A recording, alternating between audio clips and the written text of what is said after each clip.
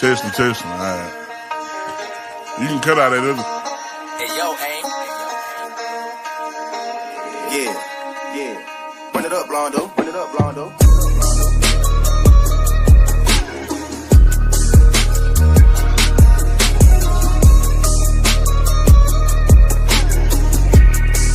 Hey, see y'all from Texas, where we sit riding swangers and put diamonds in our neck.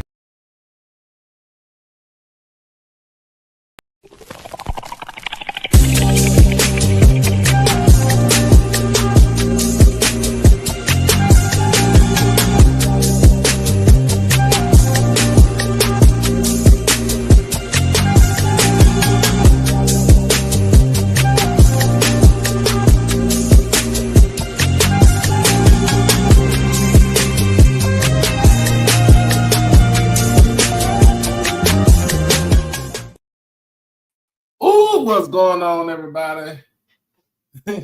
What it is, what it do, what it will be. It's your homeboy Doc Holiday.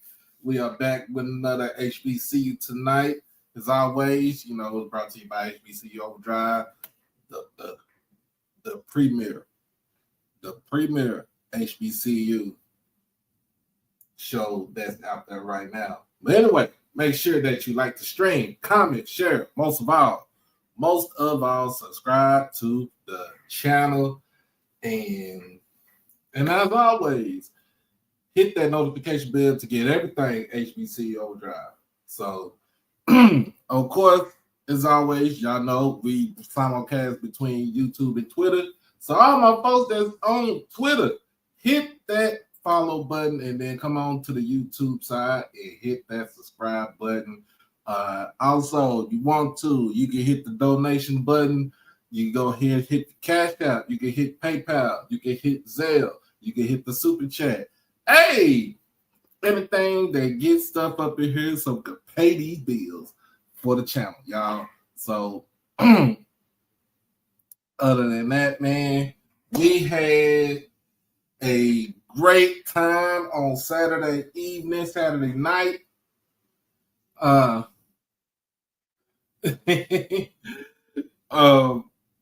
I just had to say, folks came up and showed out. Shout out to Miss Veronica because she kept everybody in check. Cause y'all know how she do. And I'm grateful for her for having her over here. Oh yeah. Shout out to the JSU women's soccer team for getting their first win of the season. It's still young. The season's still young. So, hey, they got their first win of the season. We'll talk about this in a few. Got some other things to talk about, but especially the coach's call. Because y'all know when the coach's call is on, that means football is back. That means football is back. I guess in the coach's call, somebody told Coach TC, hey, you need a ring light. So I guess somebody gave him a ring light because he was shining today. But we got a lot to talk about, especially we got this week's games coming up, starting on Thursday. Also talk about recap the weekend, Southern and North Carolina Central in the MEAC SWAC Challenge. Also the big matchup, which is my game of the week, Texas Southern versus Prairie View in the Labor Day Classic down at the Shell. Of course, we're going to talk about Jackson State versus Hampton in Vet.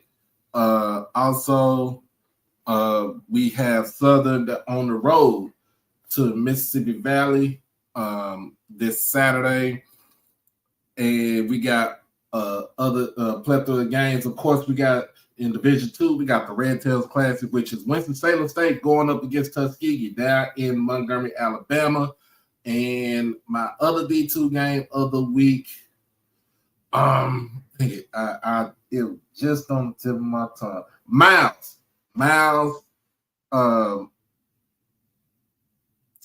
who is they playing? It was on the tip. I was just thinking about it.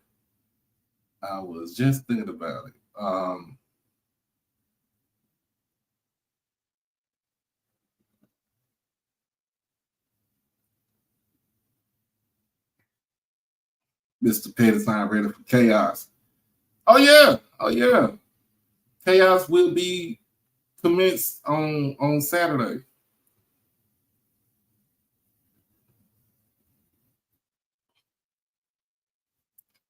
Miles versus Virginia Union. That's who I just thought it was on the tip of my head. Virginia Union, that's on Sunday. That is my D2 game of the week. But we'll get to all the games that's coming up this week, and we'll talk about the game from Saturday night, and we'll talk about the coach's call, which was a pretty interesting call because I have a lot of questions about some of these teams. Don't get me wrong. I love all these coaches. I ask the questions, but I'm trying to figure out what's going on with some of these teams. So,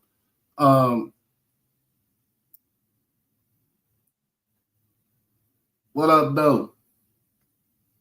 So, but I will be, before we get into all the chaos and confusion, let's take a good commercial break and be right back in just a second.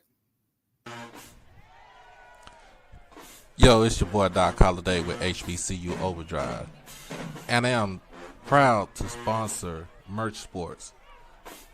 Check out his new line of collection, the Black College Football Fan Club collection. It's basically designed to show support and give respect to the rich history and tradition of black college football. And as you already know, the best college players had to play at HBCUs before integration. So go ahead and check it out over at shopmerchsports.com.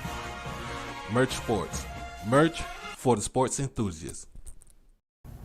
It's your boy Doc Holliday.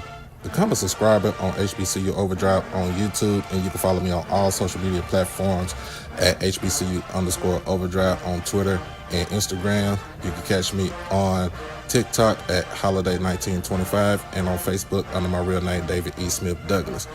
Also, when you become an exclusive family member, you get all the membership perks. You get all the exclusive members only videos, early access to new videos, member shoutouts, and members only live chats.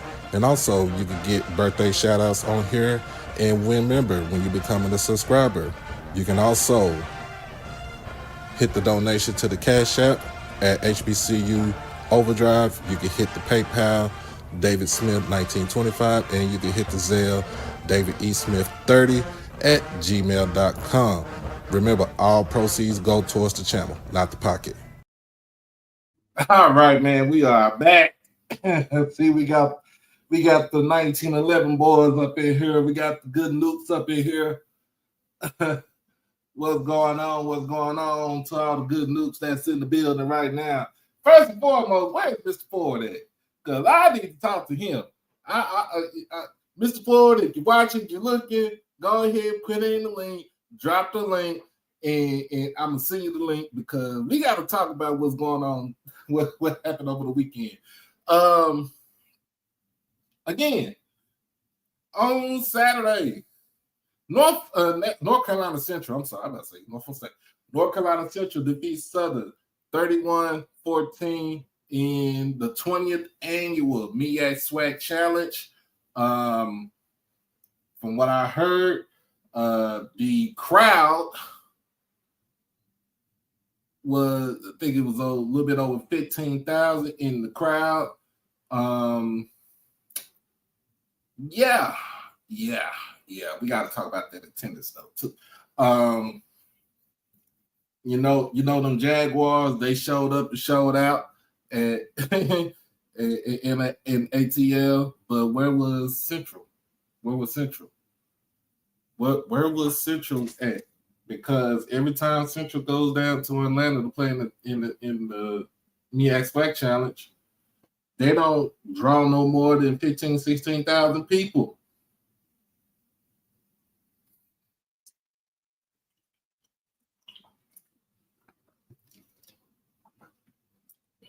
Yeah, that's the reason why I want to talk to Mr. Ford. But having 15,000 at the game and probably maybe 10 to 11,000 were Southern fans, that is a big issue. That is a big issue for this game, especially when you have them come into town. There's also a reason why Morgan hasn't played in the game.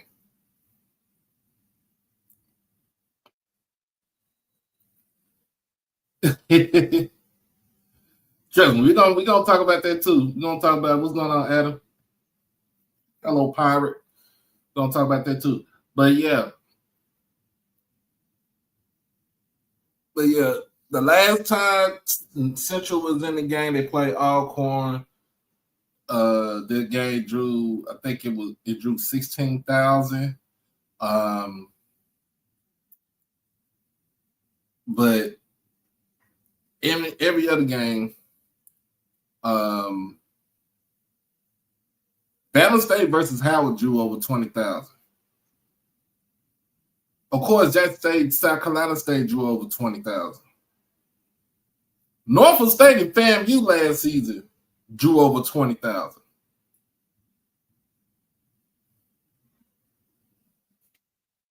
So when Central comes in to play this challenge, they don't bring a lot of folks there. And I understand, Mr. Johnny, I know you're Eagle, but I had to kind of agree with some folks.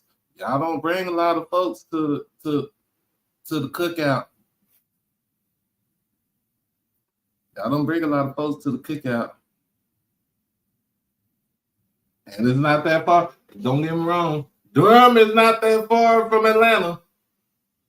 Durham is like, what, maybe a 7-hour drive at the most.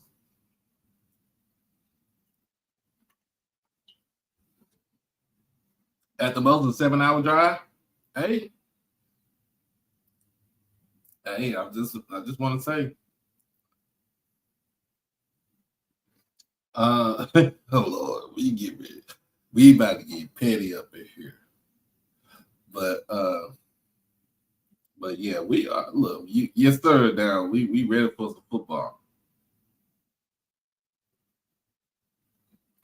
I thought it was only one pirate. His name was Captain Morgan, because that's what I saw on Saturday. My man hit the Captain Morgan. So the metric I'm measuring the crowd size, Mr. Johnny, is the fact that Southern has a big fan base. They do travel. They do have an alumni chapter in Atlanta. But it seems like every time Central plays in this challenge, they don't bring people to the game.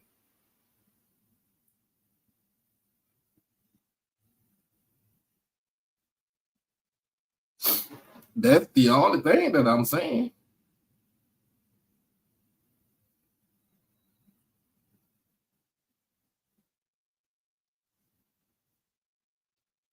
Well, the reason why I feel like most of the people from Southern didn't travel to Jackson was because of the simple fact that they figured that they was not going to win that game. That was the only reason why they felt like, look, this is just a repeat from earlier in the season when they became to Jackson. So why are we coming back up there? Now, don't get me wrong, it was people that was in the stand that was there when they was there for the championship game. I can't really knock that for them.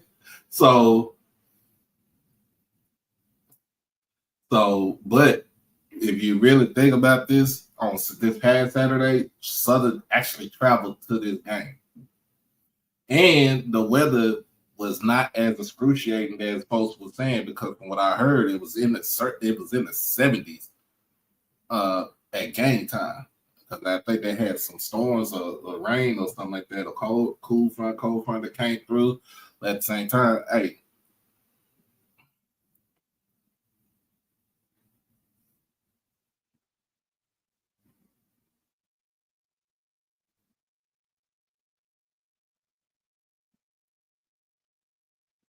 so they brought fans that race off home attendance.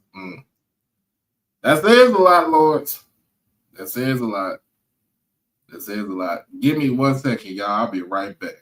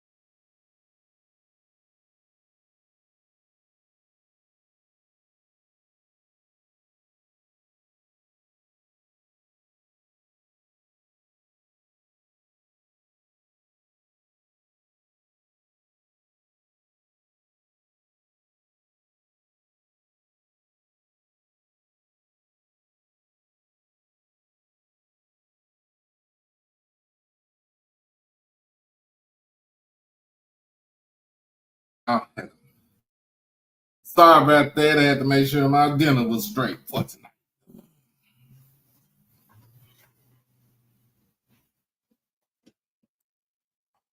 But anyway, let's get back to it, y'all. Let's get back to it. Me X Flag Challenge. The real thing about it, Southern got outplayed. They got out schemed or out coached in this game.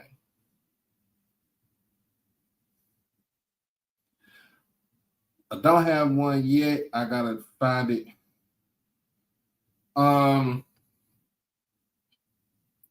Southern in this game got out schemed, out coached. I really didn't see too much of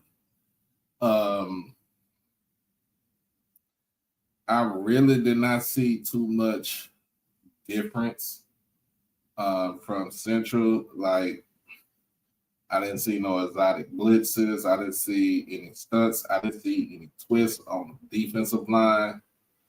I didn't see pretty much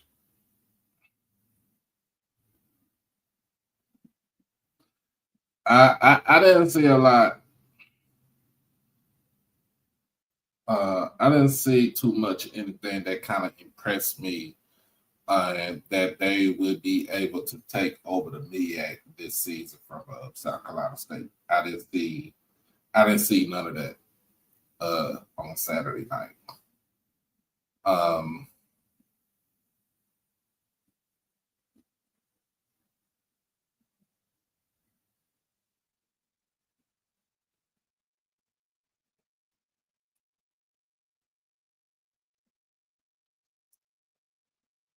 So, oh my goodness.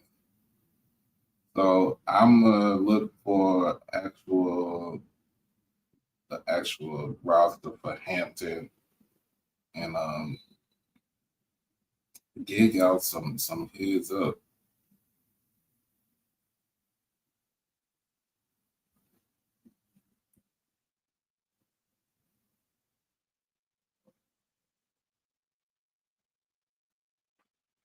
But but the biggest I wouldn't say shock, but the biggest surprise of was Cam McCoy getting the start over Jalen Woods. to me that it was revealed later on in the broadcast on Saturday that Woods missed the bus and he was suspended for the game.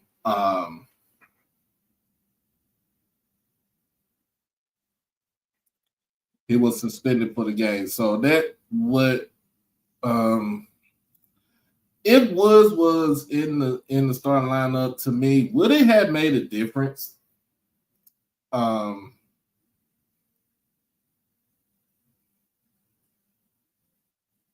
Would it have made a difference for if Jalen Woods was in the starting lineup for Southern?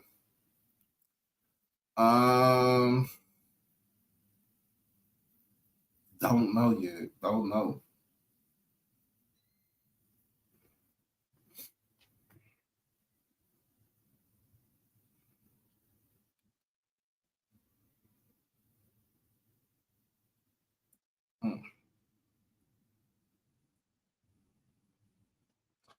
But yeah, I wouldn't say Southern don't have a DC. I think he should have adjusted after the first drive for Central. And instead, if you're gonna play some sort of press coverage, them cornerbacks should have been right there at the line to be able to pretty much bump and run.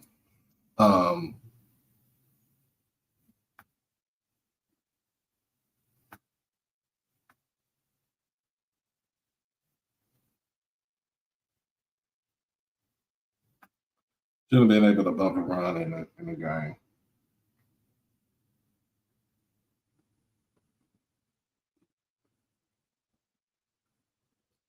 I have no disdain for North Carolina Central. Of course, they did beat us in the Celebration Bowl in 22, but I have no issue with Central now.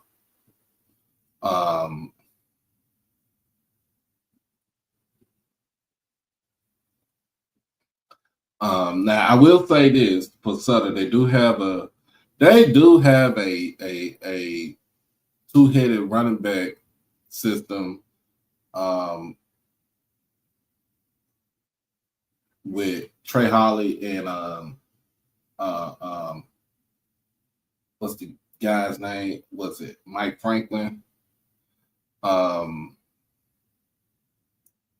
They do have a two-headed back system, Thunder and Lightning, which I do like. Like that's 150 yards right there. That was 100. I think that was like 150, 160 yards.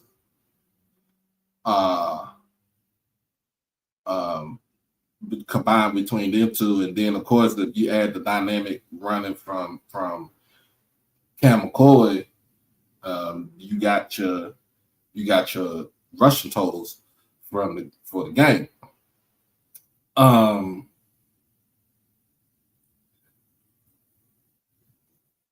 If the thing about from Saturday, they should have never went away from Trey Holly.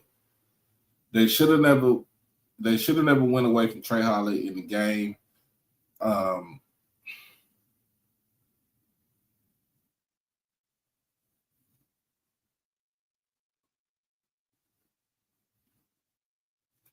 Now I will say this. As my guy Troy said on Saturday night, so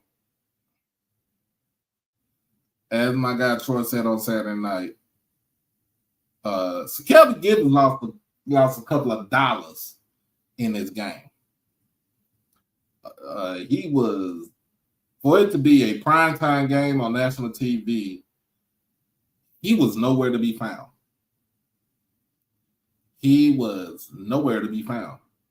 And it's crazy that he was a no-show. And I also agree with Troy. We talked about this the other day.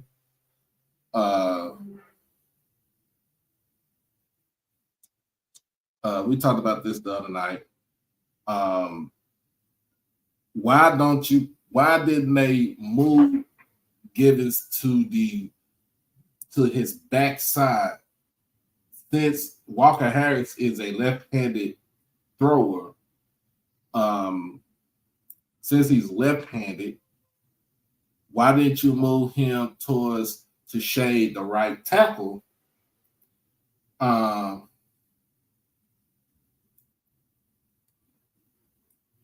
where now you can use your agility and your speed to come off the edge, because coming straight in his face, that ball was out in 2 seconds. And they did not even throw the ball down the field like that. Like, he looked straight, he was looking straight at Sekelby. But if you move him to the right side, then why don't because if you move him from the weak side to the strong side, I got you, Wayne. I'm about to get you up here. It would have made a whole bunch. It would have made a lot of difference in this game.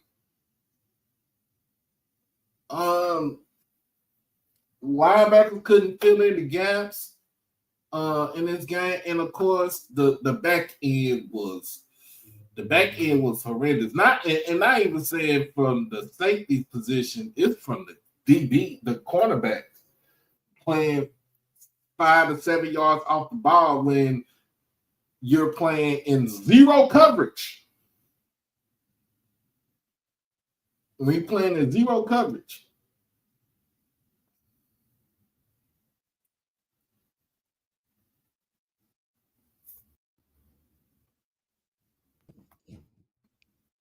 What up, man? Hey, good evening. How you doing? Hey, I'm well, man. Doing great. Hope everybody else out there is well also. I just hear everything you're talking about, and man, I just said, hey, I said let me pull up here and have a nice time with my dude, man. Oh yeah. It's football season now, shoot. It is football season. We Yes, it is. We talk about the game for Saturday. We're gonna come up to the games for this weekend, and then before we talk about the game for this weekend, we gotta talk about that coach's call, because that call had me. I know we ain't on camera, but that call had me scratching my head while I'm eating my cereal. Well, man, I was on actually the MEAC call before I came on to the SWAC one, and I can definitely say that first off, I know a lot of people out here, if you haven't seen the MEAC call, you should go back and look at it on YouTube. But what's very interesting about the MEAC one versus the SWAC, I know we talk a whole lot about how the MEAC only has 6 football teams. They've used all the stuff you can say, but the production value on the quality was so much better than the one that the SWAC has. Now, I'm not going to sit here and try to, down the SWAC, because they have made a lot of improvements over the years, as we all know. It was just interesting on the SWAC call how the camera value was, man, it was it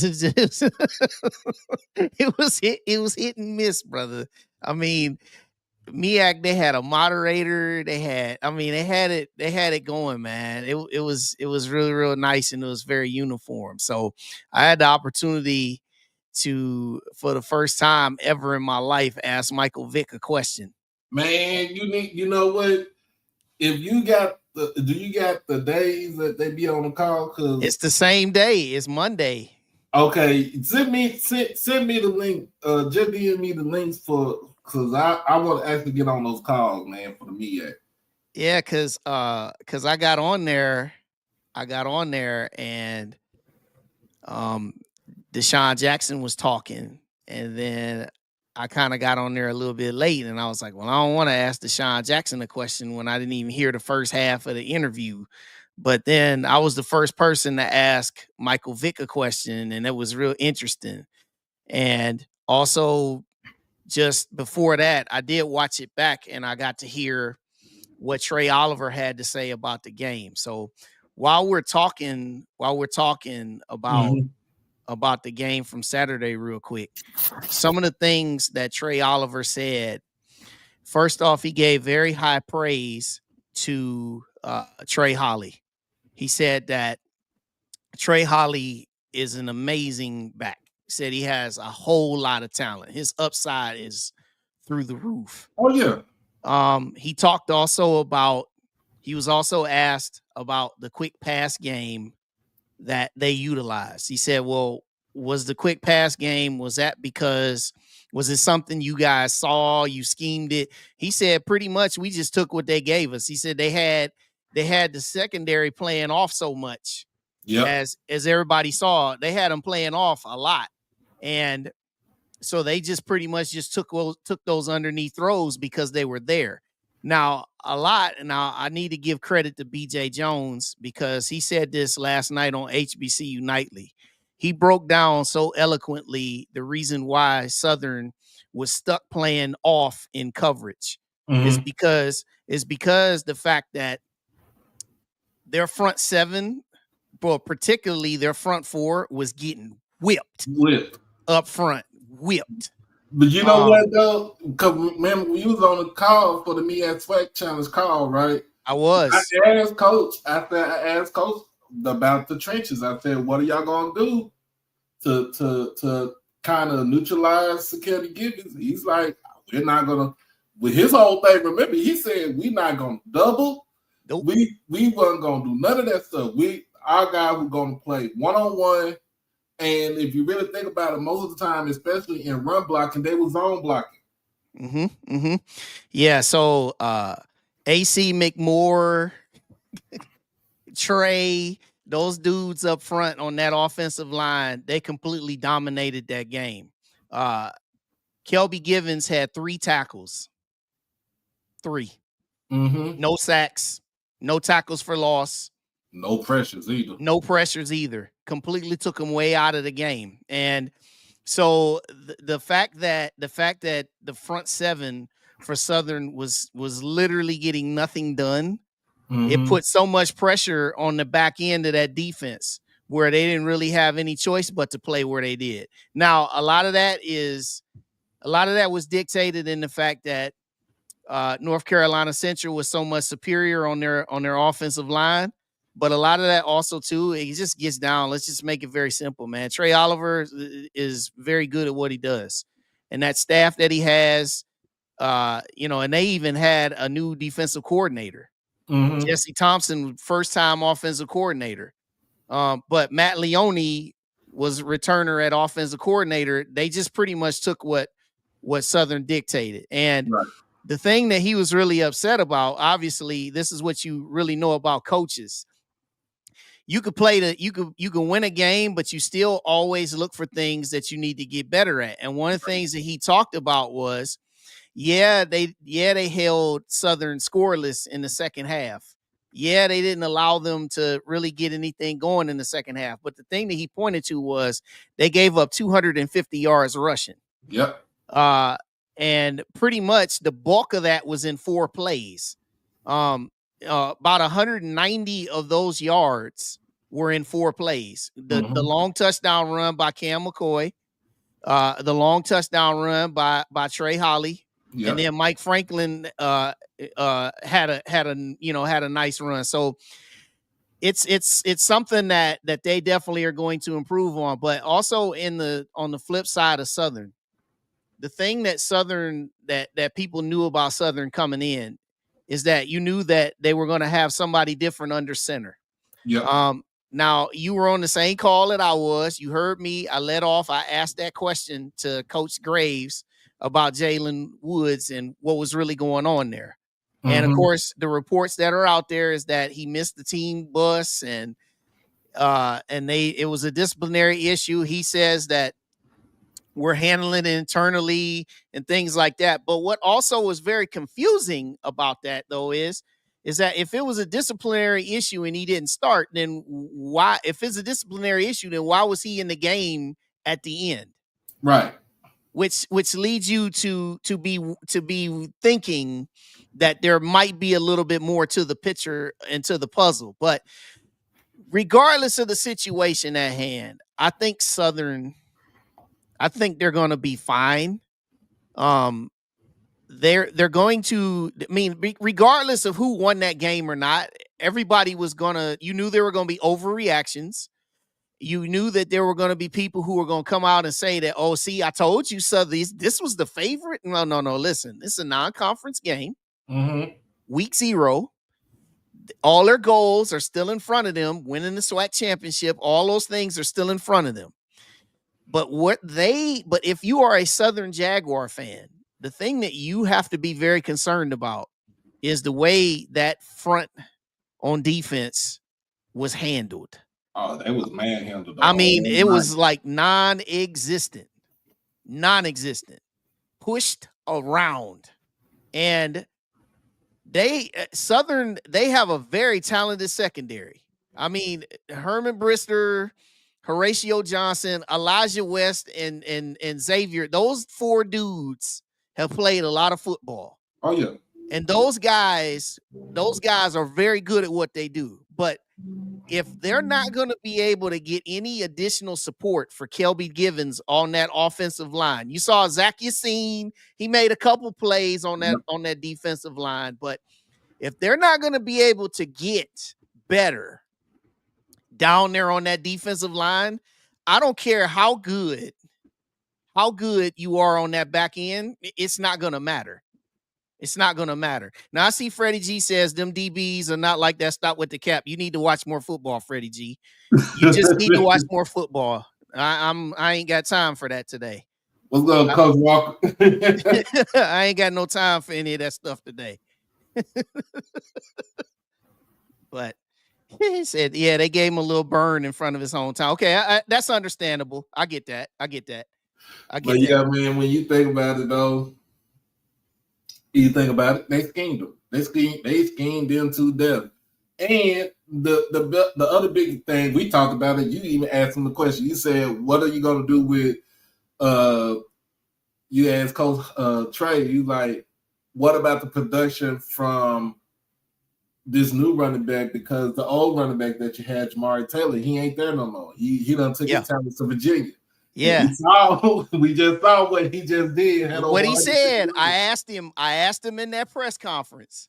I said, Christian Mosley, I said, now that he's taken over, where do you see him fit? The exact words that Trey Oliver said.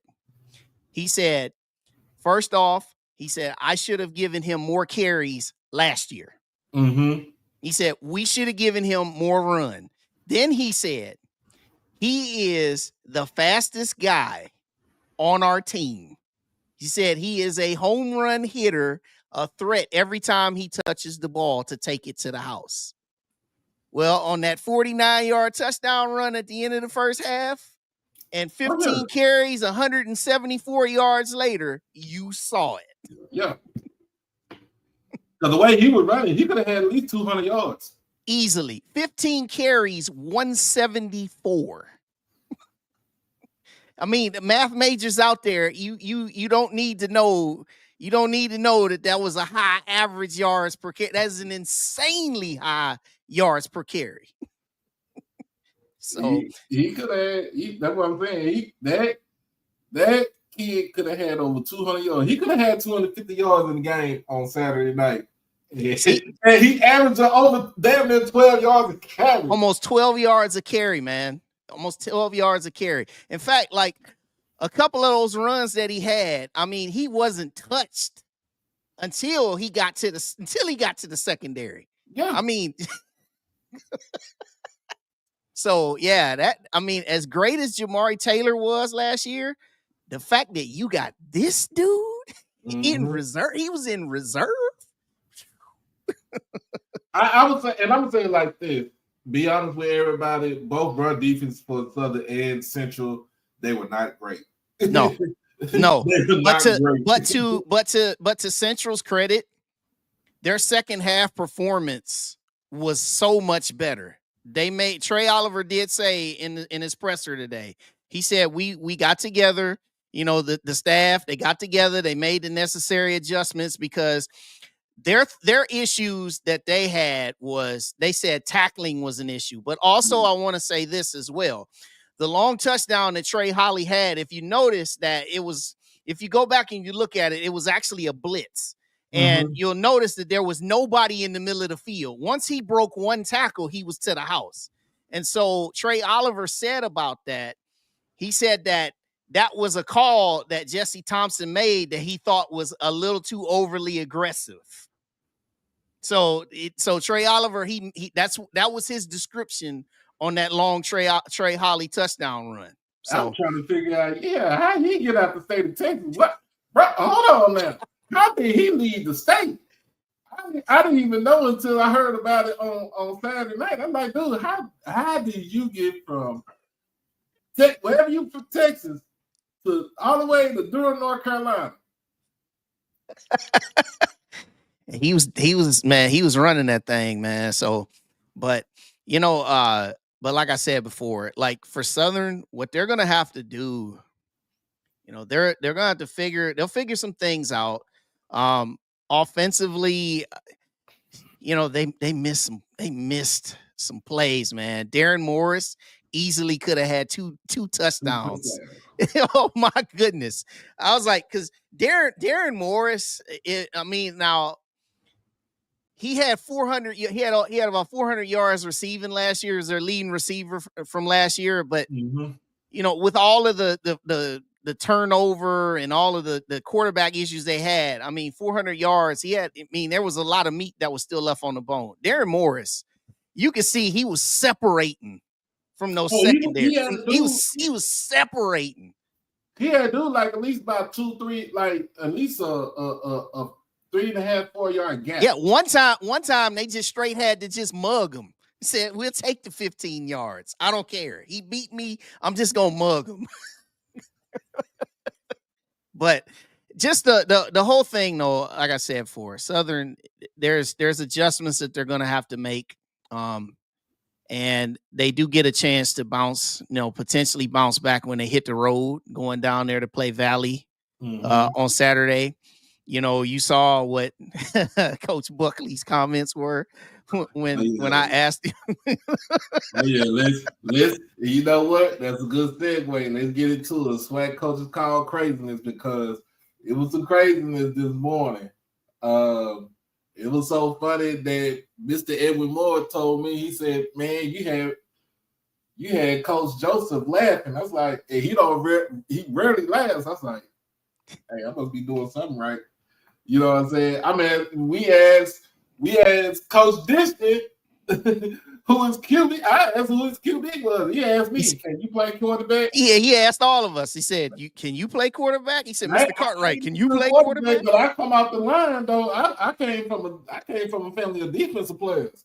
So, but the difference, the main thing that was said today, this morning in this call, is that everybody is not going to show their hand as far as who their QB is, but you know some of the teams that actually know who their QB are. Yeah, so Alcorn, Coach Thomas said that Jalen Tolbert was going to be the starter. He did not say that he would completely finish the game. He did mention that Trey Lawrence would get some run in that game, also down there in Natchitoches against Northwestern State. Also, FAMU announced their starter. Jay Johnson the third. Yep, Mr. Johnson, the transfer from Toledo, he's going to be the starter for FAMU against Howard. You've already known that my team, Kawhi Brown, is the starter for A&M. You know, Jacobian Morgan, but the others. Andrew Body for Andrew Body, yeah. So Coach Rob from Alabama State said that Andrew Body is going to be the starter against UAB on Thursday night for the Hornets. But other than that, everybody else was just like, yeah, we're still, like Coach Woody said, well, we're still battling, and But here's the we thing: why is you battling when your dude, the quarterback you had last year, is second team all preseason? right. but for Bethune-Cookman, Tim McLean, to his credit, he comes with a pedigree. He played at UCF. He's at USF. He's at USF and UCF, and he played at Arkansas State. So he's had Group of 5 experience as a starter, even though it's been mixed results. So I don't know what's going on there. A lot of us still believe it doesn't matter who they have back there at quarterback. They can have Patrick Mahomes. It's okay. All right. No, but I'm just gonna say that for Bethune-Cookman, it's gonna be it's gonna be interesting. So then the other teams that talk about. So Valley didn't want to name a starter, but remember, Coach Buckley did say that they told the team who the starter is going to be. Yeah. So the team knows. It's just everybody. We don't know. We don't know. And likewise with. Hey, Coach, you. Oh man, but no. Coach Buckley knows who his QB is. I think a lot of teams know who their QB are. They just don't want to reveal it.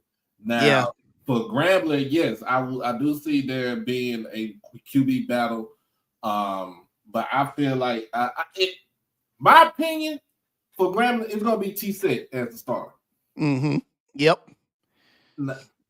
Now, Todd Keys didn't leave the program at Grambling. He would have been the starter. Yep. He would have been the starter. It would have been no questions asked. But you're gonna look at both for Grambling. You're gonna look at both QBs play in this game against Langston. It's Langston. Not saying that Langston is a slouch. No, they're not no slouch. But he's going to play both of those QBs in the game to see who he's going to go with for the next week. Bethune-Cookman, of course, they're playing FIU. They're playing Willie Simmons. I think that he's going to play 2 QBs in this game also. But to me, I'm going to be honest with you, look for Cam Ransom to be the starter for Bethune-Cookman.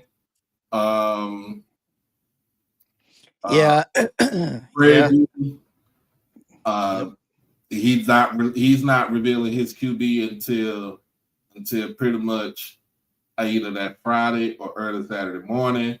Again, Texas Southern. I'm gonna be honest with you. Coach Dishman had us rolling. I think he's gonna have KJ Cooper. It's gonna be KJ Cooper. It's gonna be KJ Cooper. It's gonna be KJ Cooper. I don't see anybody else now. Pine Bluff is the real team that actually has a QB battle. Yeah. You got the transfer from Shaw. Christian. I don't know. He was the presumed favorite, but then you had last year's backup who was in there. Mm-hmm. So I don't know. But listen, man, they're playing Texas Tech. That's God. Oh yeah, I told Coach Hampton, watch out for the tortillas when they score first. Man. And because now when I told him earlier today, I was like, I do know Coach McGuire. Like I literally know Coach McGuire personally. He coached at my alma mater at Cedar Hill. He actually coached both of my cousins on the squad. A lot of those kids that he did coach came from my uncle's Pee Wee program in Cedar Hill. So it's like I knew what this man is all about. This man is pretty much he came up from the ranks of high school as a position coach at Baylor. Then he became a head coach. So he's doing it the right way. But Oh, like you said, of course, it's Texas Tech. You're on the road. You in Lubbock. Lubbock is a wild place to play at because, like I said, once they score, you're gonna see tortillas flying out out of the damn stands. Just collect that check and get on back to Pine Bluff. Yeah, This is all there. It's all you need to know. But yeah, I saw in the chat. So folks are there asking about conference games. So Southern's next two games are non-conference, right, at Valley and Alabama State. Also, A&M next week is going to host Alcorn. That's non-conference as well. Looking forward to the day when we get done with all this playing each other non-conference. I just yeah. All right. Yeah, but back to this call, man. So with this call, the thing that was so crazy with the call was obviously just being coy about quarterbacks, being coy about certain personnel moves. I know a lot of that is gamesmanship. We know about that, but somebody that was not coy about anything. When I asked Coach TC Taylor, I asked him about Hampton, and he talked about how they have so many new players, new personnel. This is Coach Trenton Boykin's second year at the helm. New quarterback transfer from Lincoln, PA. Yep. You got all these different parts, but one thing that I did say was their most experience that they do have coming back is they have 3 starters from the secondary. 2 of them were named preseason Coastal Athletic Association. Now, third team Coastal Athletic Association. And when I asked him, I said, well, what do you see about like the matchup with these 3 guys versus, and then I named 4 of your receivers. I mean, I could have went to 6 deep, but I named 4 of your receivers. I said you're rolling out Nathan Rimbert. You're rolling out Shamar Savage. You got Jonas Fertillion returning. You got Janalen Dupree. Coach said, yeah, gave those guys from Hampton, gave them some respect. Said, hey, yeah, they played. They're pretty solid guys. Said, but I'll take my 4 guys against anybody. He said, I'm not gonna say don't say Hampton not good because remember everybody now we all in the age of NIL, transfer portal. So don't get me wrong, a team like Hampton that was 5-7 last year. 5-7, but they were like it could have been like 3 games. They lost 4 games by a touchdown or less. Yes. That 5-7 could easily be like a 93. Yeah, so they're returning. So listen, I mean, Jackson State is going to win the game. So folks that are going to hear what I'm saying, that want to just try to like get all quick, like chill out. I just want to say this though about Hampton. For those that say Hampton's not good, listen. They returned their leading rusher Jaquan Snipes. Okay. Their quarterback transfer from Lincoln, Isaiah, is very serviceable. He's a very dual threat. These guys, they're not going to be bums off the street coming to town. These guys are going to come to try to play a real good ball game. So let's not just go out here and just start saying that Hampton is sorry and they're not a good team and this and this and that. It's just what it is what they do have in comparison to what Jackson State has. Obviously, it's far superior that Jackson State has it. All right. But let's not try to sell Hampton short.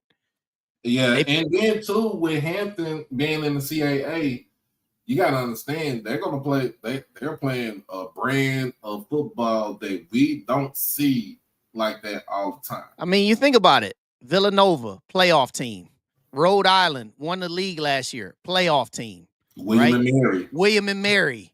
You're playing these teams, even like the middle of the road teams like Elon. Elon was 6-6 last year. Elon, middle of the road team, still real good teams, right? This is competition that they play that you will never see in the SWAC. Not even close.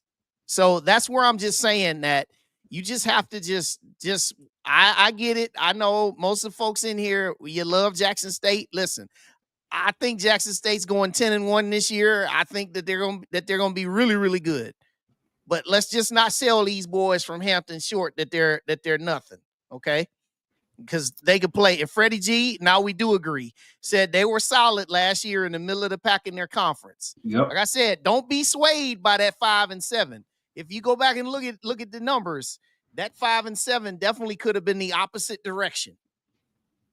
But I'm looking forward to it. I think it's going to be great. And also, I think what's really good for you guys, all you fans down there in Jackson, is the fact that the temperature is going to be in the lower 80s.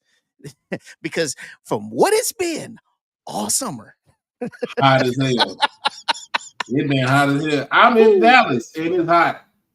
I don't think I left out of my house probably like twice just to go across the street to the store. It's been like 99 or 100 degrees in Dallas.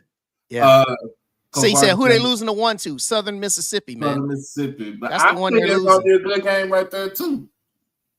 Yeah, that's who I have them losing to. But yeah, I haven't beaten everybody else. they're gonna beat all the HBCU teams on the schedule.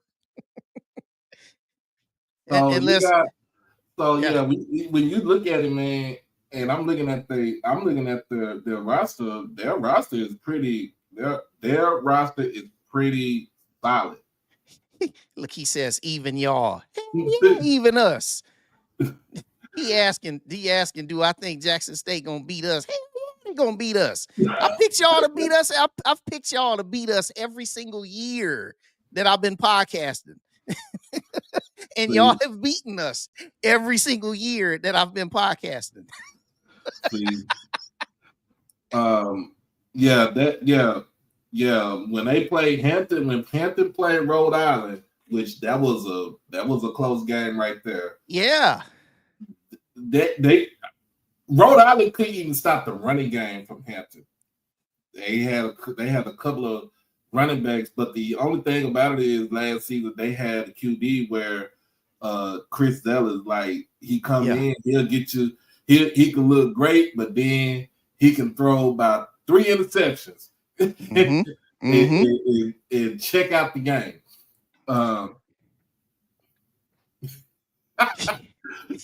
Oh man.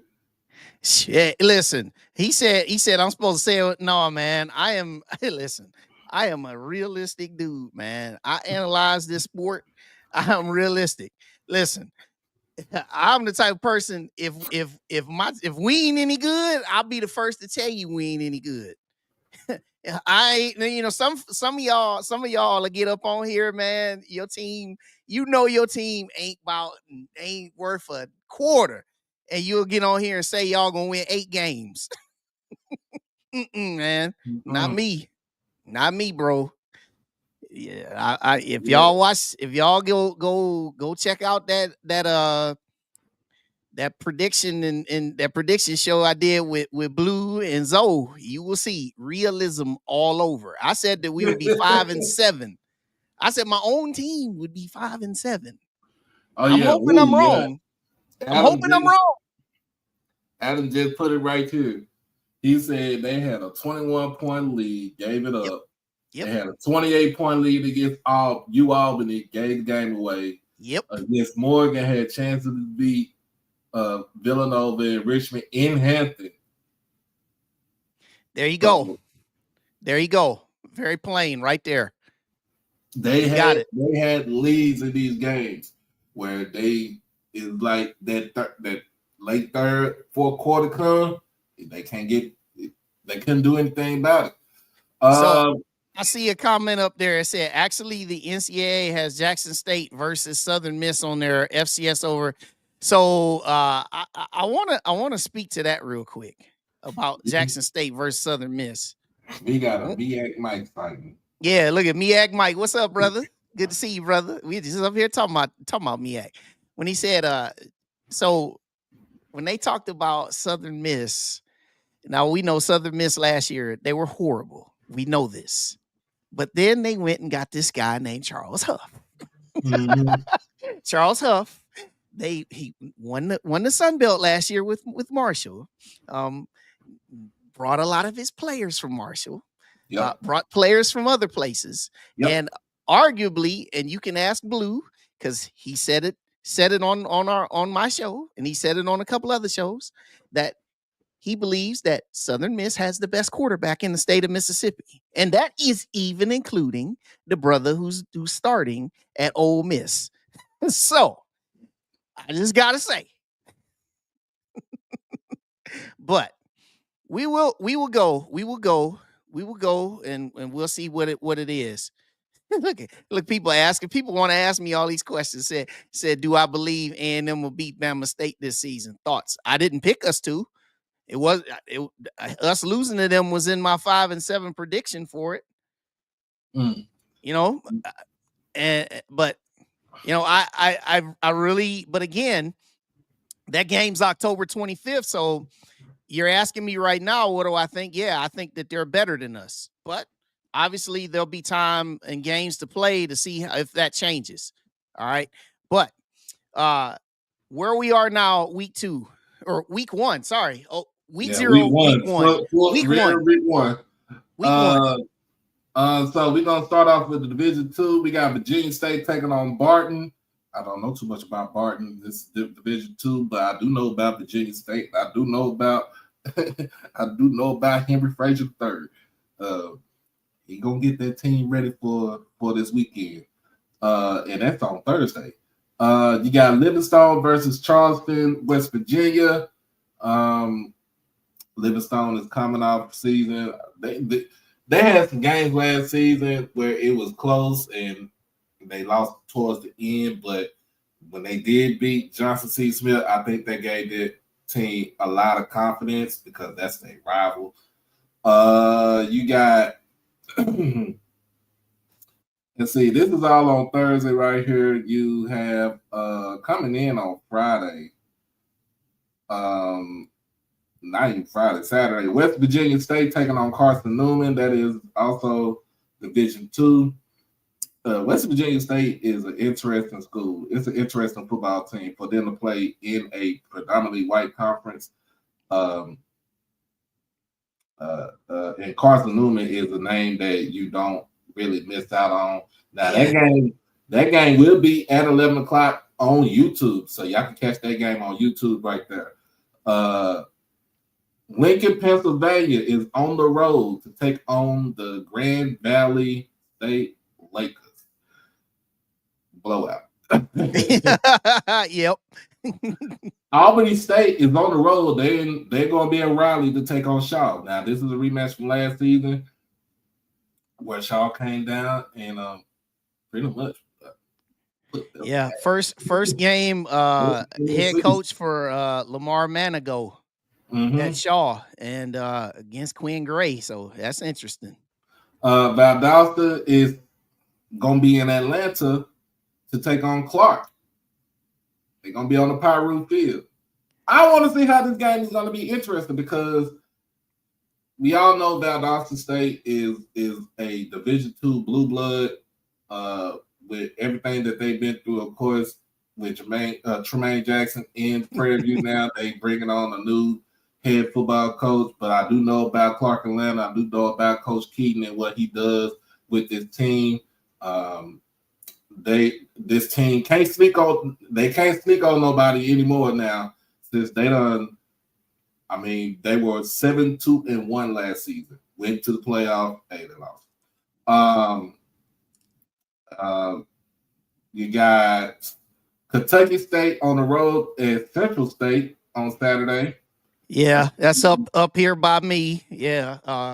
That's going to be interesting right there. You got Johnson C. Smith coming to Atlanta to take on Morehouse, that's a CIAA SIAC matchup. Another CIAA SIAC matchup would be Fayetteville State going to Columbia, South Carolina to take on Benedict. Yeah. That's a good one right there. Allen is on the road taking on FCS Morehead State. Elizabeth City is on the road to take on Chowan. kind of crazy because remember, Chowan was in the conference a couple years ago in the CIAA. They moved out. Coach Adrian is taking over at Fayetteville State, man. So inheriting a tough job down there. Good luck to him.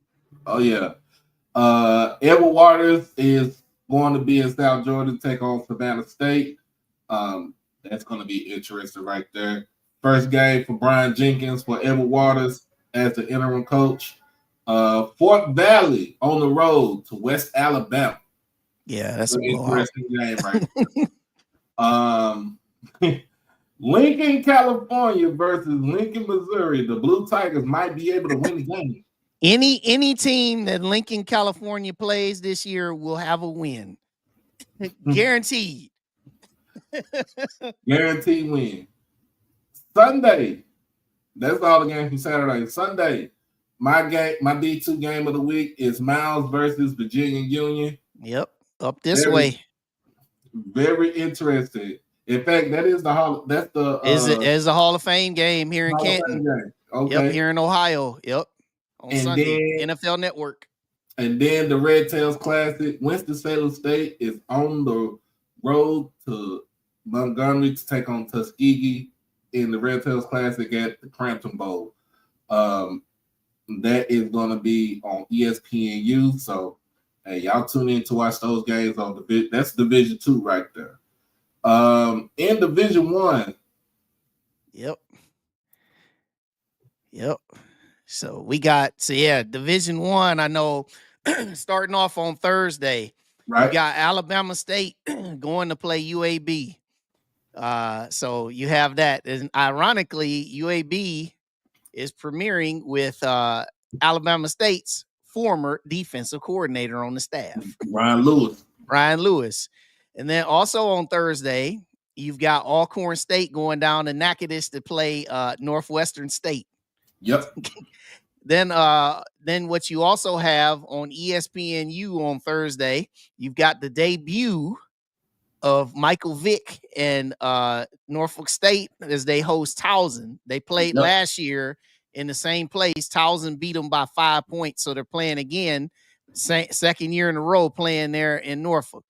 Then you got Friday, you've got Bethune-Cookman getting things started down there in Pitbull Stadium against Willie Simmons and them FIU Panthers in his debut.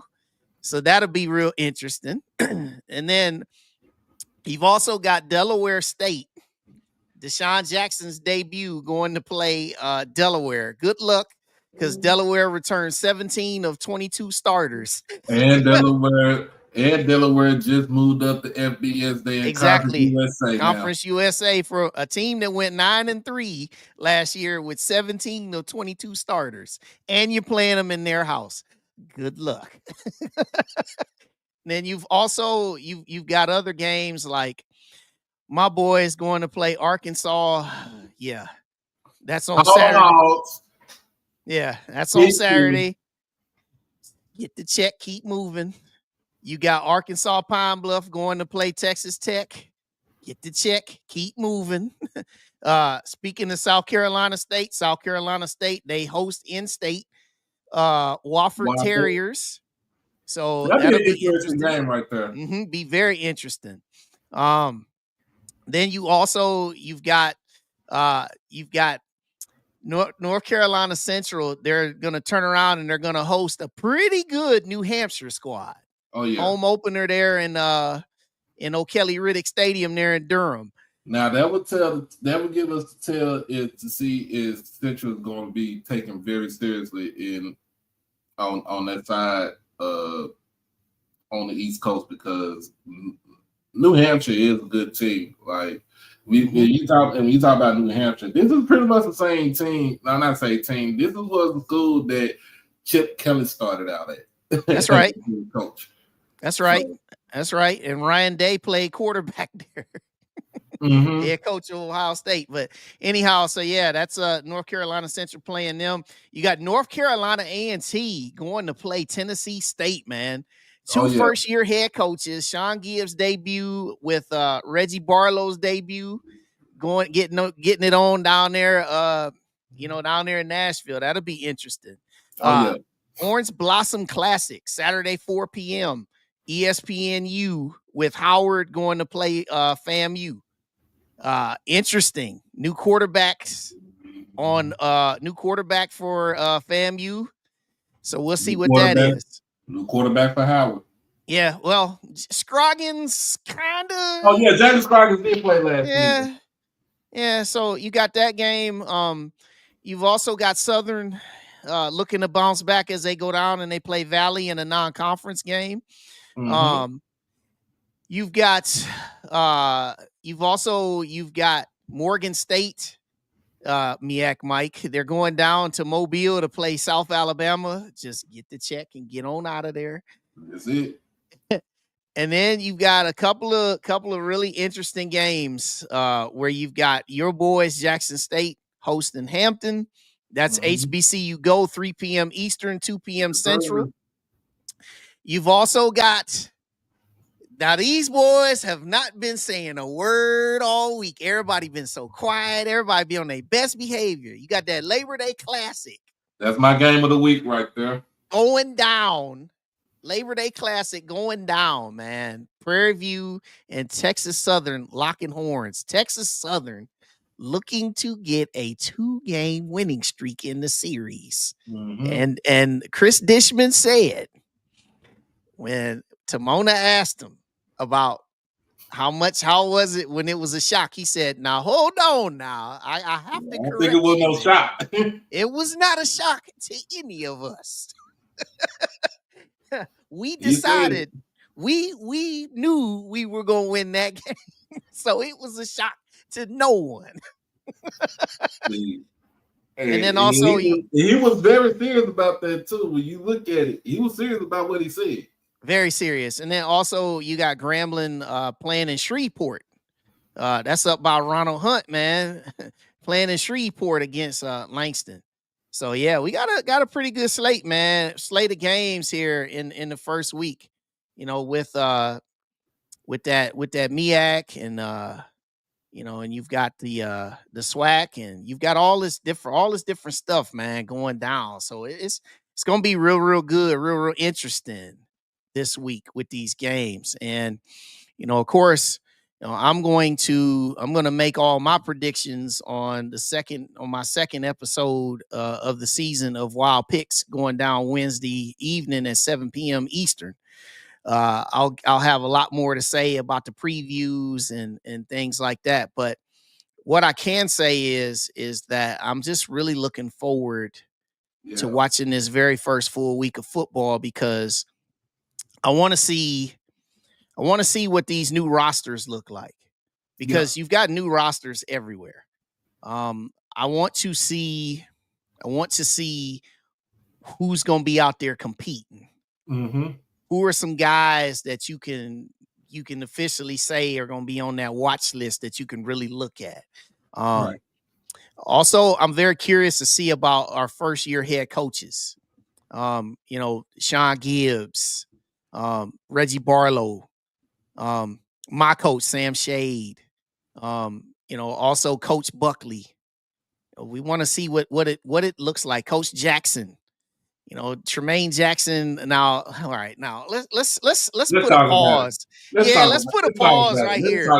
Let's talk about it, because I know we've been a lot of folks been waiting on about this, because the Labor Day Classic had their press conference today. And of course, y'all know, man, look, when you got two coaches, one a second-year coach, one a new head coach that he been in the game for a minute.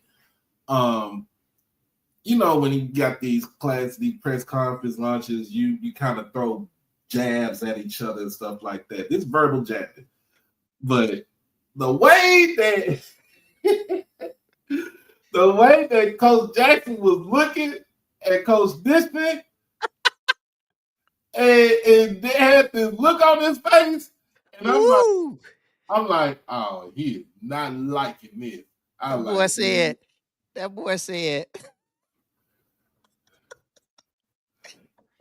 He ain't liking it whatsoever. That boy said, hold on. I got it right here. Yeah. Go ahead. First and foremost, thank you, Tremaine, for coming out to see in the stadium. Make sure when you leave that you take a piece of grass, because when you leave on Saturday, you're going to be taking a lot of grass. And also, thank you for wearing the Take a Selfie color suit.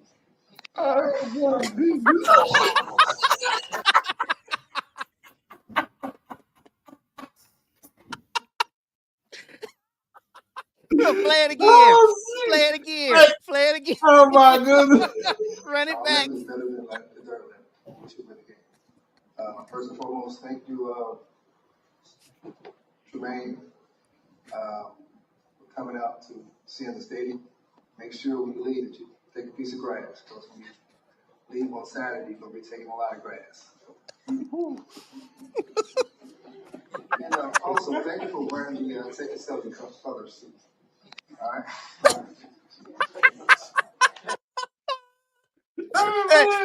The part. I couldn't do nothing, but when I looked at it and I seen it, I was like, bro, I can't do nothing but laugh at it. Oh my gosh, man. I said, when he looked at him, he said, because you're going to there's going to be plenty of grass. When the way he looked at him when he said that. Oh my goodness. Oh man. Oh, that was hilarious, man. Oh my goodness. Now, here's the thing, though. And I know Coach Jackson got hired in January. He got hired in January at Prairie View. He has the whole backing of the administration, of course, the president of the school, Dr. LeGrand, behind him, AD golf and everything. Now, all the talking that you was doing, y'all, in the off season. Now, if you go down there to the Shell gas station in Houston, Texas, and lay a goose egg in the soccer stadium, yeah, what are people going to say about you now? Yeah. What are people going to say about you now? Because remember, this is a conference game. This means something off the rip. Yeah. So if you lose the game, you are behind the 8 ball. Unless you get back on track and they lose some games in conference, but you are behind the 8 ball. Yep. I don't think this is the thing about last season for Prairie View. I don't think Prairie View had recovered from that loss to Texas Southern at the beginning of the season. Because it just told you like we came out here, we ain't surprising nobody. Y'all bring out this quarterback and two Prairie View underachieved last season under Coach McDowell. They did. I like Coach McDowell. I like both, but they underachieved under him. So what is the excuse if Texas Southern does it again? Yeah. If what if he does it again? And that's a fair question, because what I would say. What's up, Chuck? What I would say. What's up? How you all doing? Go ahead, finish. I'm getting set up. What I would say here is, if it did happen, obviously, the social media firestorm. Oh, it'll be a storm. It'll be just all out warfare against those boys. However, I would still be coming on Sunday night, on my show Sunday night, saying the same thing that I just said about Southern. Because here's the thing right here, man. As big, this game is not just about a conference game. This is a whole mindset mentality game. Like, you lose this game, you've been preparing for this game for 6 months. Yeah. 6 months. Been getting it together for 6 entire months. And if you lose, it's like, okay, we had these plans. Now we got to reshuffle the deck, and now you got to start like, all right, how am I going to rescue the troops? Like this is huge game, man. And it as much as this game is such a rivalry, it's almost unfair that we get it the first week, man. I just but regardless, it is what it is, man.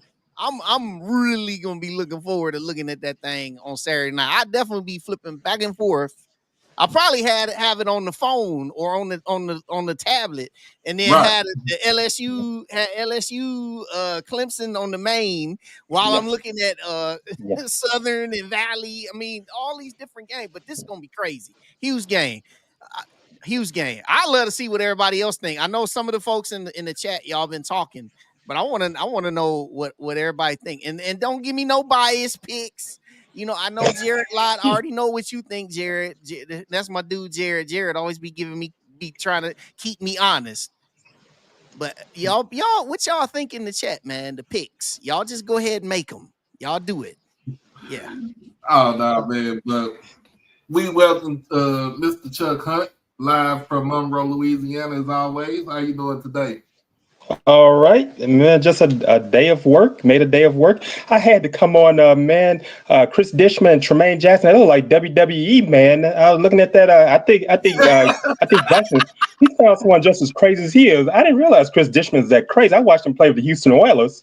I think he's a fool too. I'm just gonna call it like the way I see it. I think you have two fools there together. They're going to be facing each other. He did play under Kevin. He did play on the Kevin Gilbride. He did play on Kevin Gilbride. That's what Buddy Ryan sucker punched. That's what he threw a punch at. Kevin Gilbride. I remember that. Yeah, I remember that. I remember that happened when Buddy Ryan got mad. Buddy Ryan was defense coordinator. He swung at Kevin Gilbride. Man, that was funny. Look at my boy Jared said. Yeah, what's up, Jared? now, what if PV comes and drags TSU? So this is what I would say. I think Jackson matched somebody just as crazy. You know, he sat there looking at him, but I'm like, I'm surprised. They wanted to fight. If PV drags him, I'll be like, I'll sit there and I'll be like, that's a tremendous statement. WWE. You walk the walk. And your team talk the talk. You went on the road and you got your lick back. That's it. And when you get your lick back, I will say now that sets the tone for what things could be for y'all moving ahead. Yeah, that's what I would say. You know, yeah, man, and you gotta respond when a coach do you like that though. You can't go out like that. You gotta set the tone, man. Like you literally have to go out there and set the tone because it's like he just sat there. He's like, yeah, like he took his lunch money or something. I'm like, they're like WWE, man. That's why I had a WWE effect looking at that. I said, look at this. This is like may rest in peace. Hulk Hogan and I'm just naming some of these wrestlers that he used to go against. That's what it looked like. Him going against someone or. All you see Coach acting like this. Well, he said. Ric Flair. Hey, Ric Flair. Good to see that you came dressed up in Texas Southern colors. Ric Flair said, that was the other thing that had me rolling. It's like you dressed up in TSU colors. Well, no, he did go to Texas Southern though. You know, he did. But man, it was still funny, man. Hey, think of Ernie Ladd and Junkyard Dog. Oh man, way back. That was hilarious. Man. That's what it looks like. That was hilarious, man. That was hilarious. That's why I came on, man. That was hilarious. Doc and Wayne. I had to come on. It was funny, but you know, at the end of the day, you still gotta go out there and play a game. Yeah, you still gotta play. They're not playing the game. They're gonna have the headsets on. Only thing that event was missing, man, was the promoter. The promoter. Don King and That's all Butch you was Lewis. missing was the promoter. I'm gonna Oh tell you yeah, like this, since it's Texas, since this in Houston, Texas, promoter would Bob have Arum. been the promoter would have been Lil Kiki and Slim Thug. But I tell you brought, what, man, brought to that you, brought to you Dana by White for House. MMA. Dana White, you can't leave him out. that Oh, game, man. I gotta say though, after today, like that game, even without today's event, it's still the stakes. People, we all were gonna watch it regardless. Everybody Yeah. was gonna watch it. But But this added a new layer to it, this Wayne. just took it. This just took it way up another level though. But That added a new layer it's the to thing, it. but it's the thing, and like I said before, that I do like this. Because you gotta have the track in Jared, me and Jared, I think Isaiah, G Bone, we talked about this. Yeah. For him to come into the school, to be on it, to come to this team and Yeah. change the whole mindset of this team, that they gotta believe in themselves and they gotta have some sort of discipline about themselves. Yeah. And doing and y'all don't do all the talking. Let me do all the talking for you. Let me do the talking for you. Y'all do the talking when y'all get out there on that field. But I'm gonna Yeah. do the talking in the media so it won't bounce back off of y'all. Yeah. So and then too, the other thing about it is getting the fan base to actually believe in this team. That was Yeah. the main thing that people were getting upset about. And I was I talked on the show with Lionel last week with some of the alums and stuff on there about getting the alumni to come to the games and to be supportive of the team and stuff. But like I said, you gotta understand, this ain't the 0-80 team that you seen back in the 90s. This is way No. better than what this was. You know, non-scholarship players to scholarship players now. But at the same time, you gotta change the mindset. I like what Coach Jackson does to change the mindset of the fan base. I've talked to him twice. Your two Yeah, biggest, I've called and talked to him twice on the shows. your two biggest alumni chapters are in Dallas and Houston. If you can get those two alumni chapters to believe in that, those will come to those games right there. Yep. And they got a real nice stadium.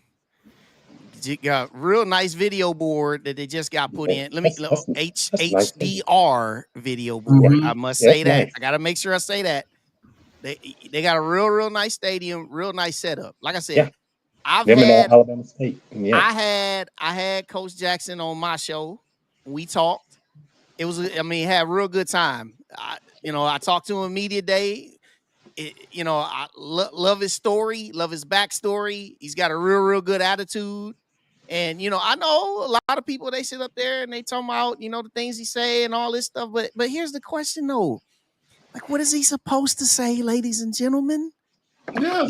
He's trying to change a culture. He's looking to do something big down there. What is he supposed to say?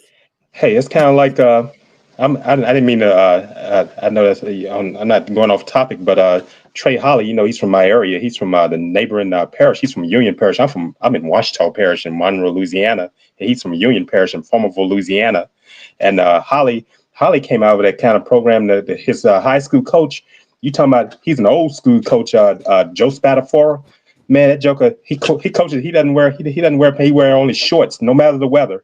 Even in the in the Superdome, he doesn't have to worry about the weather. But he wears shorts, and he might have, even it's cold, he just put a jacket on with his shorts. He's that rough and tumble coach. Call my fellow, you better right. He's that kind of coach.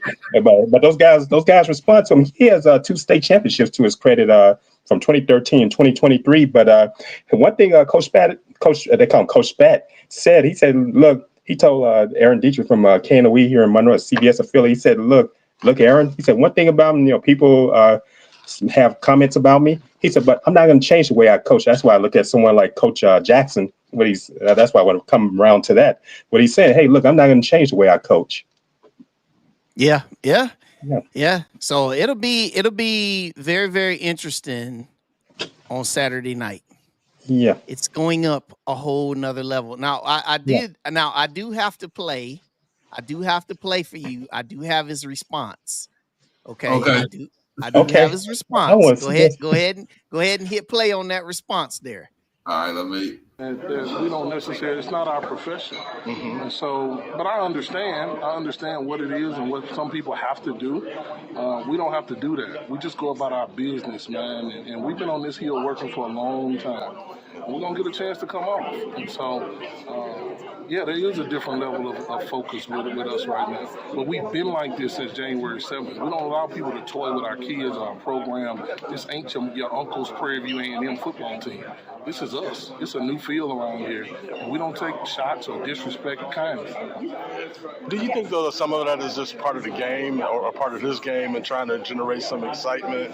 Do you see it as that at all, too? Man, I went to Oak Forest Elementary, class of 94. I didn't go to recess. I don't play. We don't play. That's not us. That's not what we go about it. So I don't know what that is. I just know how we do things. And so shout out to Miss Rector, my 5th grade teacher, for not making me go to recess because I didn't play no game. He said he ain't gonna research because he ain't play. He said I ain't play. This what they gonna be doing on Saturday night. Yeah, they squabbling out there now. Yeah. Yep. Hey, Dr. Wayne, remind me of Notorious B.I.G. I got that kind of effect. And that man said, when we come off that hill, Big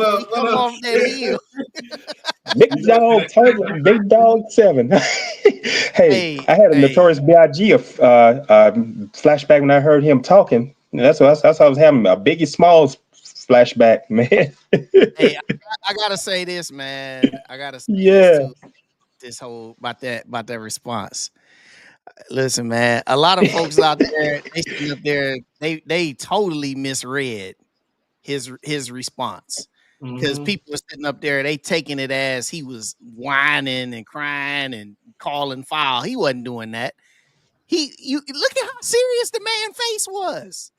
Does that look like the Notorious B.I.G.? Does that look like a whining face to you? Does that look like a complaint that man to is you? ready to actually coach against somebody else. That dude straight said, he said, you made it. He said, y'all made threats, and we don't take that kindly. He said, we don't take it kindly. Basically, sound like Biggie Smalls. What this dude said, he said, man, he said, them fighting words. He said, and if you think I ain't about to respond, and then watch this. He said, man, we've been here since January 7th. He said, January 7th. Biggie and Tupac. Yeah, man, that man was like, man. He said, you ain't finna talk to me like I'm some punk, like I ain't coach nowhere, like I ain't just coach a team to the D2 national title game. He said, you selling us short down here. That's why I love that response, man. I thought it was I know Chris Dishman was hilarious. That response was just as hilarious for me too. It was hilarious, yeah. Like, hey, you gonna get that work. Hey, tomorrow. I'm not gonna say. I said this on Saturday. Look, they're gonna be at the Shell gas station, which is stadium. They're gonna before they get there, they're gonna stop at Frenchie right behind Texas Southern, get them a 3-piece with some boudin ball and a sweet tea, and head on to the game and do what they gotta do and head back to PV. Man. French's chicken. French's chicken. Yeah, I heard a lot about French's chicken. I know people who've eaten there, who are from here in Monroe, have gone down to Houston. I've never eaten, but I heard some great things about it. But hey, man, just like I said, at the end of the day, that's like he said right here. Somebody gonna win and somebody gonna lose. And the winner is gonna have a whole lot of momentum and a lot of bragging rights. And the loser gonna have a whole lot of questions and a lot of gonna have to invent a lot of answers. Oh, this is a good question right here. Which coach has the most pressure on him? Oh, this is easy for me. It's easy for me, man. The one guy who's squarely on the hot seat, Raymond Woody. Oh, Yeah. Raymond Wood. We Oh talking I've heard, yeah, about yeah, okay. I've heard from Bethune-Cookman people who have said that oh he's on yeah, the hot seat. Yeah, yeah. people like No that. man, Yeah. 3 and Do you 9 and feel 2 and 11. I mean 3 and 9 and 2 and 10. Man, this year 3. This is hey. He Reggie Theus. Reggie Theus, Man. Reggie Theus ain't playing. what he just about got a transfer from University of Texas, former 5-star. Just Reggie Theus just got on the basketball. I know that's on the basketball side, but he just got a 5-star, former 5-star. Just came to Bethune-Cookman. I saw But that this yeah, evening. to me, it's Raymond Woody is the one that's got the most pressure, and then the one that I give a close second. Coach Hampton? Yeah, yep, and then also Oh here's yeah, I can another see one, him. and Yeah, here's 2 more names I'll throw out there. Uh, second year coaches. Hate to say it, Terrence Graves, yeah, man, that's Southern. Southern does Cole, not and play. hate to say this too. Mickey Love Joseph? him, but Mickey Joseph. Hey, I yeah, like Mickey, but Mickey hey, Joseph. I told my father today. Love Mickey Yeah, Joseph, I but told Dad today. Yeah, I told him. I said, yeah, Coach Eddie Robson's not walking through that door.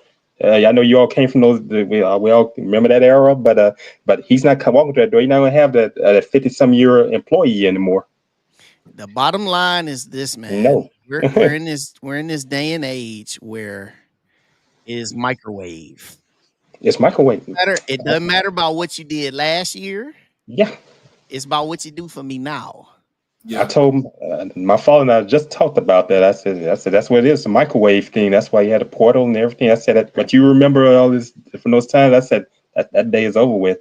Yeah, Yeah. I do believe though that Coach Graves, that they have the pieces to turn it back around, and I mean to get it. No, and I'm not gonna say turn it back around because they're not in trouble, but they have the pieces to do what They their have a piece goals to go are. back to they have pieces They to have go the back to pieces to protect do themselves. that. Yeah, They have the and I pieces found to out. do that. And I found out that there were NFL scouts at the game watching Kelby Givens, and he didn't put on a great performance. I found out from someone we all know. He talked about it on the broadcast this past Saturday evening. He said the NFL scouts were there, and that's not the way you want to go, Yeah, Yeah, Kevin yeah, Giddy he got phased boy. out of the game on Saturday, and Yeah, it was bad. They should have did a lot of adjustment on their defensive line. yeah, it was Coach bad. Joseph, he said Coach Joseph not winning 8 games to get that extension, but if Coach Joseph can win at least 6 or 7, he's going to still be there. I actually picked them to win 7. I actually said that they will go 7-5 because you look at their schedule. I mean, they Yeah, play Langston, and then Langston. Yeah, Newport. obviously they're gonna get blown out when they come up here to Ohio State. But then they got Kentucky Yeah, State. that's a money game. You know what I'm saying? They got Pine Bluff. Yep. They get Texas Southern at home this time. Mm-hmm. They've got some It's tough a places homecoming that they game, gotta go. You gotta go play Jackson State in Vegas. yeah. You gotta go down to Alcorn. You got the big one at the end Oh against man, the Southern. reservation. But they do have a little bit of a favorable schedule for them. They get Bethune-Cookman. They get Bethune-Cookman at home. So those are some winning games. They have some games that are there that they can get some wins. They get that neutral site game in at the end of September here in Dallas against Prairie. Yeah, against Prairie View. So, Yeah. they have some talent. And he made some key hires on that squad. I talked Mm-hmm. about Eric Losey, who came from Eastern Kentucky. He's an offensive line coach and he's a run game coordinator. Huge hire for him. He got Chiron Carey back Tyrone on Carey his staff as from his high school, as his quarterback coach. That Archbishop name Shaw, sounds so LSU. familiar. Yeah, he came Yeah, out of Archbishop Shaw, and he and Joseph, see the Joseph brother, they all went to Archbishop Shaw and Marrero, on the West Bank of New Orleans, all male Catholic school, and Sharon Carey played there and played at LSU. yeah. So Okay, he that's about the and way. he coached at LSU with him with He coached at Coach LSU. Yeah, Losey. sure did. Sure did. So he has him, and then Jason Rollins coming back at defensive Jason, I coordinator. go back to McNeese. Rollins did a really good job for them last year. Remember, defense, It wasn't an they issue just last year for the defense. their offense was really bad.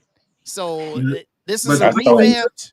But I remember saw it. what he said in the press in the coach's car. He said, "I stuck with a quarterback. I stuck with somebody too long." Too long.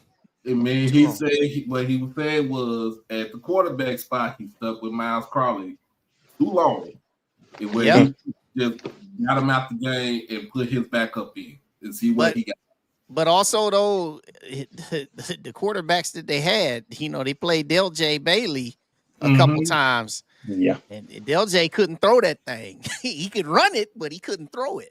So now that they have T-Set, we'll see what Grambling has, man. Let's See what they they're do. gonna do with T-Set. Rollins still there. Rollins, I see him in there. Rollins is there. He's there. He's still the Yeah. DC. Oh yeah. I remember him. I remember from McNeese. I went to school down in McNeese. I remember when Jason Rollins was down when he played at McNeese. We all along there together in age. Yeah, so yeah, Yeah. this is gonna be an interesting week, number one, man. Played and coached down. I'm just really excited that we're gonna have football in full swing starting Thursday. It's gonna be And then we had some upsets last week. I mean, this past weekend and just FCS. oh yeah, Incarnate Nicholls State. Word number Nicholls 4. State beat him. Nicholls State took them down. I watched that one. Hey, I told someone this morning. I said, if you want to go and find some secondary players, I said Nicholls State is the place to look at. I said they have some great secondary players. I watched this past Saturday. Yeah, they were balling They're not against. They got an issue with quarterback. I'm gonna look at and the defensive coordinator has been promoted to head coach, Tim Rabacki, because Tim Repo retired, and Tim Rabacki is former defense coordinator. They just promoted him to head coach, and they can't help but to have a great defense down in Thibodaux, Louisiana. Yeah, so this will be good, man. This will be good. I'm gonna go head on off, but I will. I'll be on. I'll have my show on Wednesday, Wild Picks. So I'm gonna preview all of the games. I'm gonna give picks. This year I've added a new element. I have a screen that says the score and who I picked to win. You know how I do. I put it out there. I stand on my business. They stand on business. If I miss, you miss. But guess what? I put my stuff out there, and then of course I'll be Sunday night 7 p.m. I'll have Kobe Orr, the guy who runs Blitz City podcast. He's gonna join me on my first Sunday recap. So I want to join you on that one too, man. We're gonna have the scores and all that. All that up there. I got to hand out my ride tokens. Hand out my ride tokens. So we firing it up, man. We back. It's in full effect. So it is. Yeah. But Doc, man, everybody out there, everybody be all safe. right, man. And subscribe to the channel. See me on Wednesday on my show. All right. Good to see you, fellas. I got you, man. All right, Wayne. All right, man. Look. Oh man, Coach 67, man, come on up, cause I need your analysis from Saturday, since you're an SU guy. Hey, there's a guy that does media in Raleigh, North Carolina. He was telling me this morning. He said he stayed at the same hotel as Southern. He said old people. He said it was heated at that hotel Saturday evening in Atlanta. I bet you it was. He said it was heated. He talked about it. He said he saw them. He saw the sparks in there in the lobby of the hotel. I bet you it was. I bet you it was. I can't. After the game, he said, "Oh man." He said he heard the comments. He said they were not happy. I said, "Boy, it's really great that Coach Graves didn't walk through that door." Yeah, yeah. He said it was heated. But yeah, man, if you don't come up, don't worry about it, man. We'll come back on this thing. We'll be back on here Well, I'll be with the Gathering Old Men podcast on Wednesday night since they're going to be on travel. Oh yeah, We're going to be on football travel. season. They're going to the Orange Blossom Classic. Yeah, man. I would probably on travel to head to Jackson for the game because I just got approved for credentials for this Saturday. Okay. So then hopefully we'll meet each other in the middle on Saturday night after the game or something like that. But yeah, it's gonna be a very interesting week. It's gonna be a very interesting, very interesting season. I hope You say you're gonna be in Jackson? Yeah, I should be in Jackson. I got approved for the credentials for the game in Jackson. Okay, you be coming through my way, because I know Jackson's 120 miles from east of me. Yeah. Okay. Oh yeah. So I'll be heading down I-20, me and my mom. So Okay. You all be safe. Have fun and be safe on the road, man. And be safe. Have fun. Be safe in Jackson. oh yeah. I'm gonna try to be down. My mom so here's the thing. Our family reunion on my stepdad's side is this weekend in Oh, okay. Labor Day weekend. Yeah, Labor Day weekend in Brookhaven and Boca Chica. We haven't been there since Okay. 2017, since my Been in those stepfather. places. So she told me she's going, and I was like, all right, Ma, I'm gonna go with you. But if I get approved for the game, we're gonna go to the game. She already knows she wanna go to the game. So Okay. so That's great.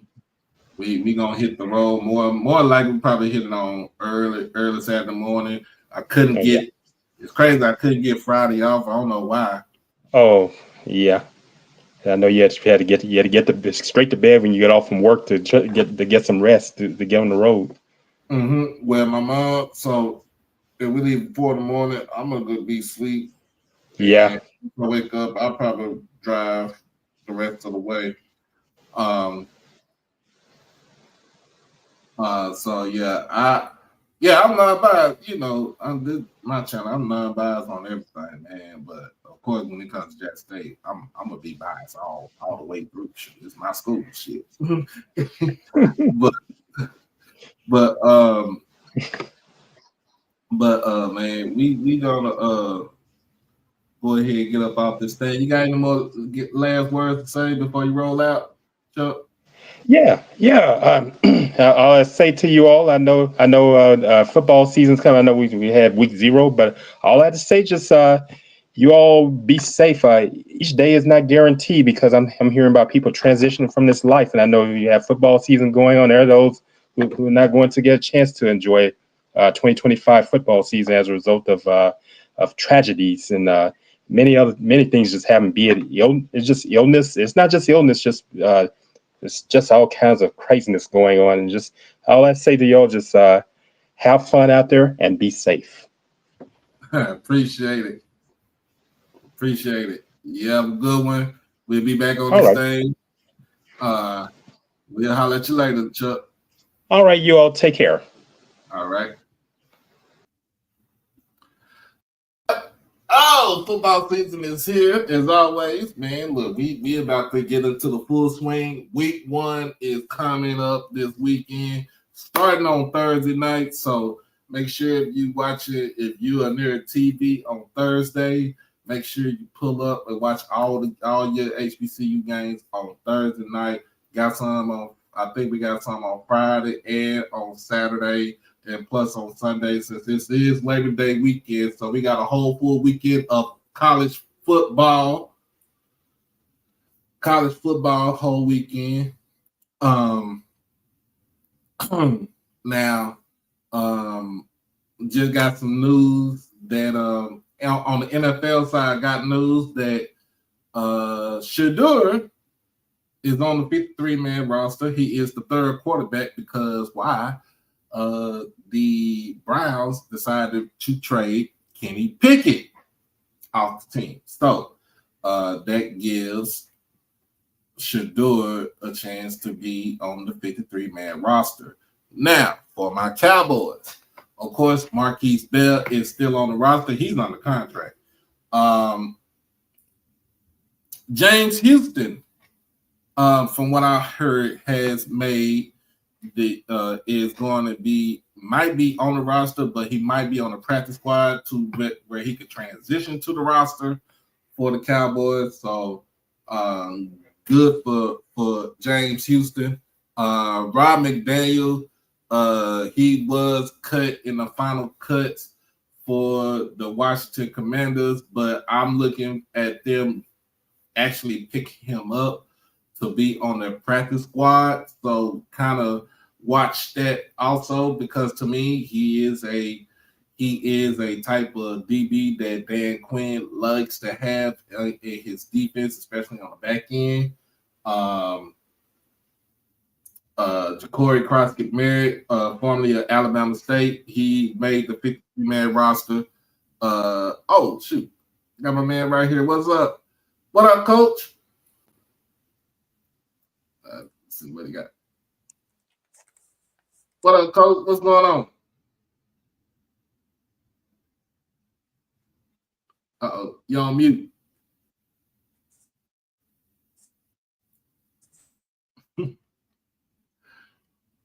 Yup. Uh-oh, I think you got signal issues. Man, what's good with you? I'm good. I think you got connection issues.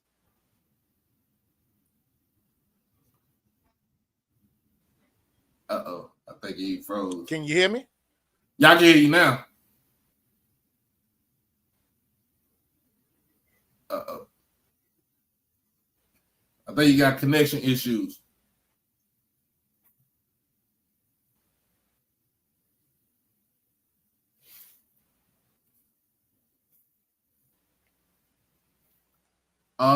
Can you hear me, bro? Yeah, I can hear you now. What's going on, man?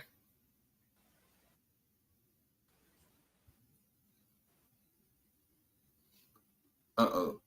Hey, let's do this. I'll be on tomorrow because I'm doing I do my top 10 for D2 and D1. We can talk about the game from Saturday. Yeah.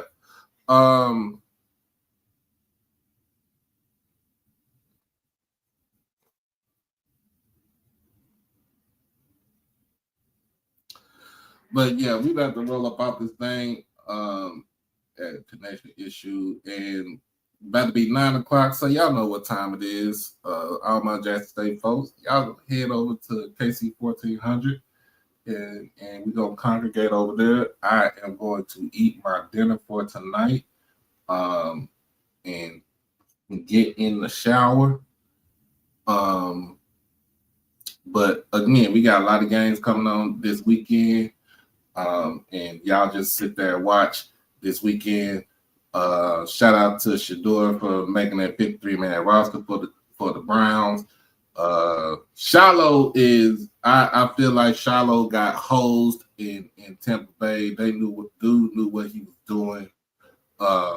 He's seen it. Let me see. All right. Can you hear me now, bro? Yeah, I can hear you now. Give me your quick analysis. I'm gonna rip off this thing. Man, look, I'm gonna keep it a buck. First and foremost, defensively, you had Kelby Givens and 3 substitute defensive linemen. That is very problematic these next few weeks. That's one. Second of all, your secondary, bro, the fact that you got to play like 10 yards off when you playing man-to-man. When you playing cover 3, it looked like you playing man-to-man. So defensively, like Southern really couldn't do anything with North Carolina Central. You couldn't stop the run. You couldn't stop the pass. Southern's defense couldn't stop a nosebleed in general.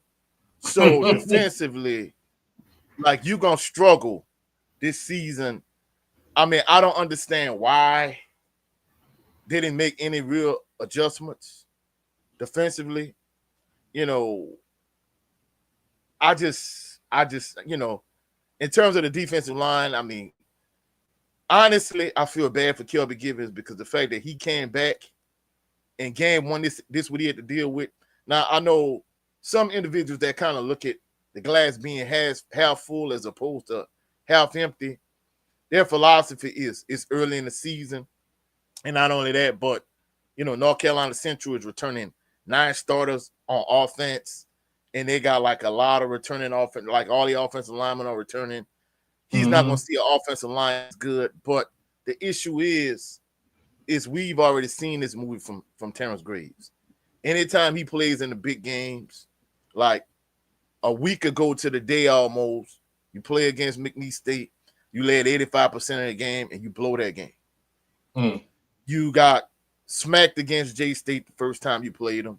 And let's be honest, 33-15 is really not an indication of how dominant Jackson State was in that game.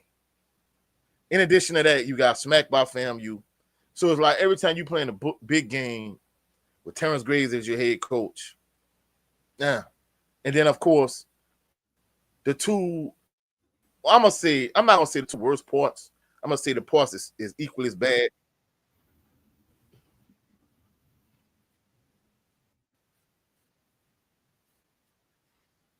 Oh, hold up, bro. Hold up. Wait. All right. But anyway, so that's problematic, one. Offensively, I'm going to be honest, is a junior high school / middle school former head coach. I primarily used to like to run out the I, but my spread offense is far more complicated on the middle school level than Mark Frederick's spread offense. I mean, this is trash, bro. I'm not gonna sugarcoat it. Like, you can't run inside zone / read option. Like, that's his whole offense. Other than that, he raised up, threw the ball in the flats, and he threw it deep. And one thing we established there is that Jalen Woods is clearly the starting quarterback. Cameron McCoy, you can have a package for him. He's not a starter, bro. Like, not whatsoever. You cannot start this boy against the better teams in the SWAC and be successful. Now, you might be able to play him against a UAPB type team and get away with it. He can't start against the big boy teams in the SWAC. It's not gonna happen. I think offensive line play was decent, but your offense is so bland, it's so basic, it's so vanilla. Like, really, if I was playing against Southern and Cameron McCoy's in the game, I'm just loading up the box. I'm not even playing cover 1, I'm playing cover 0.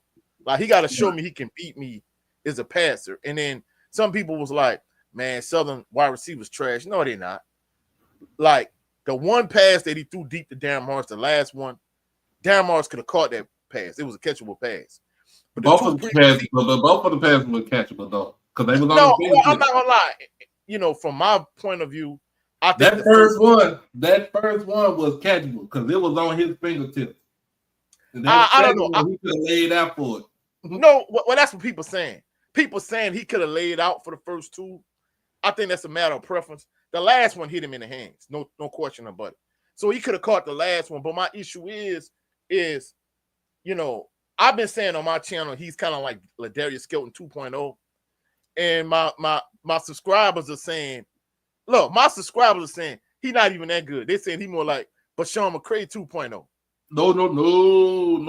He's better than Bashawn McCray. But he reminds, like I said this Saturday, he reminds me of Ladarius Skelton. This reminds me of an awesome older team where you might not throw the ball a lot, but you're gonna run the ball a lot. So and you gotta go with what with what your strength is. So, but this is just week 1. I mean, this is just the first game of the season.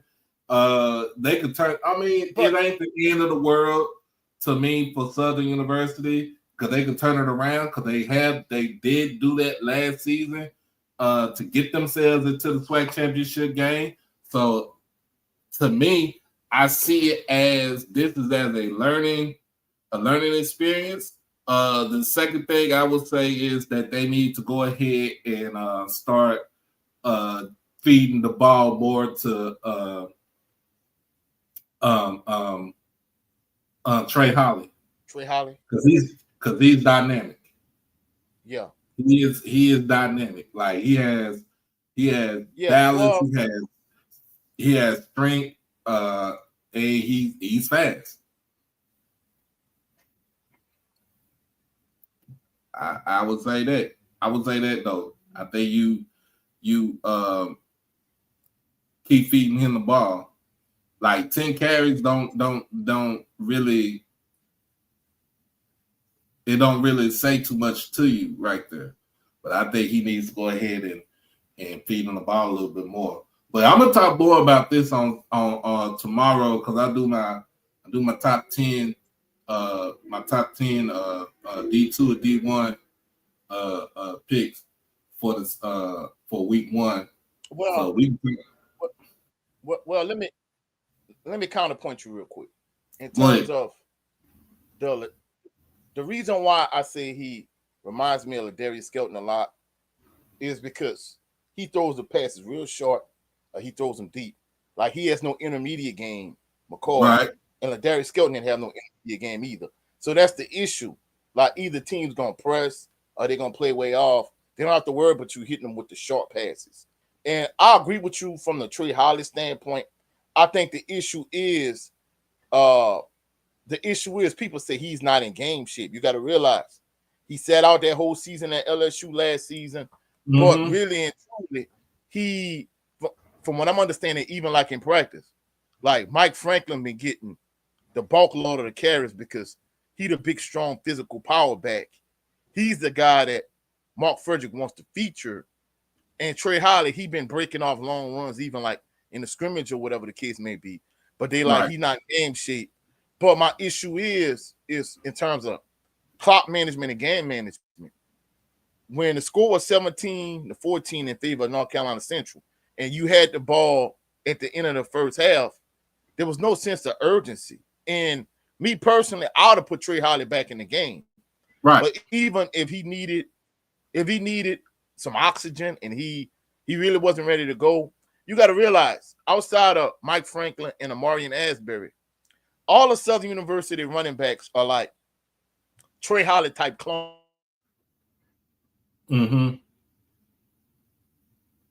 Uh-oh. We done lost. Come on, coach. Come on back in.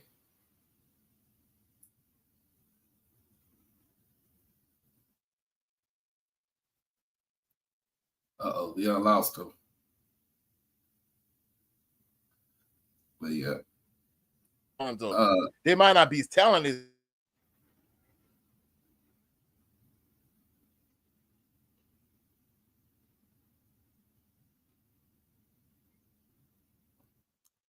They got connection issues.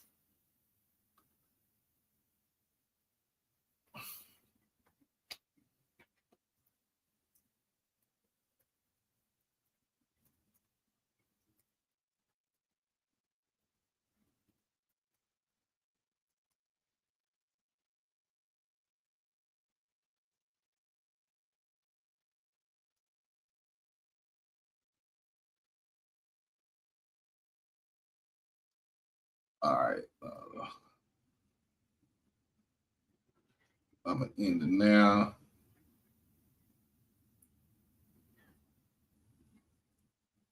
So I'm going to end it now because the feed is messed up. So I'm going to end it right now. But other than that, man, we're going to go ahead and get up out of here. Y'all be blessed. Y'all stay safe. Hug your loved ones and love on your loved ones. Crashed out on your kids and beat their ass at the penitentiary. We'll be back tomorrow for our top 10, our first top 10 show of the 2025 season. And let's see what Southern's going to be ranked this week coming from me.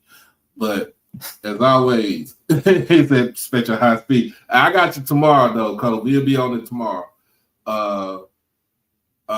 But anyway, man, thank everybody for joining us. Thank everybody for joining us tonight. Thank Wild Wayne for joining. Thank Coach Coach coming in, joining us again, even though we're going to get that feed straight. Also, Chuck Hunt always coming in. And, you know, we all having a good time and stuff like that. So I appreciate everybody for coming in. If you haven't made your way over to KC 1400, make your way over there right now. We going to be out this thing. Hey, y'all, guess what? Be easy, baby.